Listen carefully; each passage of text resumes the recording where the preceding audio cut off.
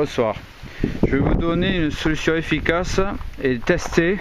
Nous l'avons testé il y a 9 ans et cette année nous sommes à nouveau envahis par les puces. C'est une plante qui détruit les puces. Alors c'est sur, je vous ferai voir les sols, sur quel sol elles sont prises, elles sont les puces.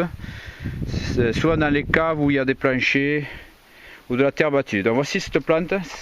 Elle vient du nord, c'est le grand-père de ma femme qui nous l'avait donnée. J'ignore son nom.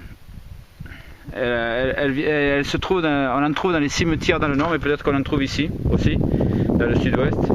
Je vous fais voir les feuilles, où elles sont. J'ignore son nom. Quand elle arrive à terme, la fleur elle est comme ceci. On dirait de la camomille d'ailleurs, plutôt du mimosa, mais quand on fait bouillir, je vous expliquerai pourquoi je vous dis fait bouillir, on dirait l'odeur de la camomille, vous voyez. Voici la plante. Les fleurs à terme et la plante, on dirait une fougère un peu. J'ignore le nom. Si quelqu'un connaît le nom, il pourra le mettre en commentaire pour les autres internautes, pour les aider à se débarrasser des puces, parce qu'actuellement il y a énormément de puces. Donc on l'avait testé pour l'année de notre mariage, on était envahi de puces. C'est le grand-père de ma femme qui nous avait envoyé ces plantes. On avait pulvérisé. On pulvérise avec une pompe à sulfater sur les sols et sur les murs à une hauteur d'au moins 1,25 m si on peut. Parce que les puces elles sautent sur les pierres.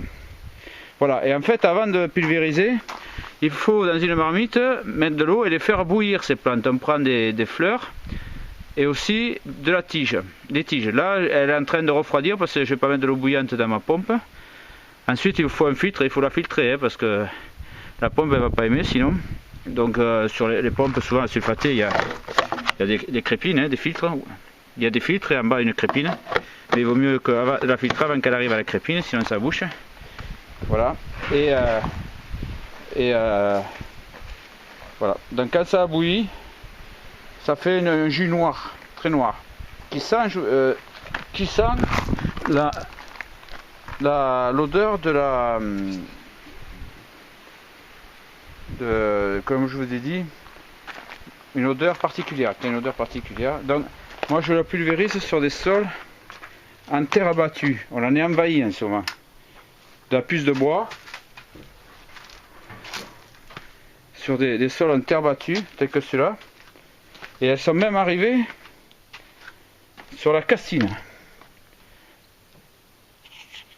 Et je vous garantis que en le pulvérisant une seule fois sur le sol, et je vous dis sur au moins 1 mètre sur les murs, vous n'aurez plus de puces. Nous ça faisait donc 10 ans qu'on n'avait pas eu de puces.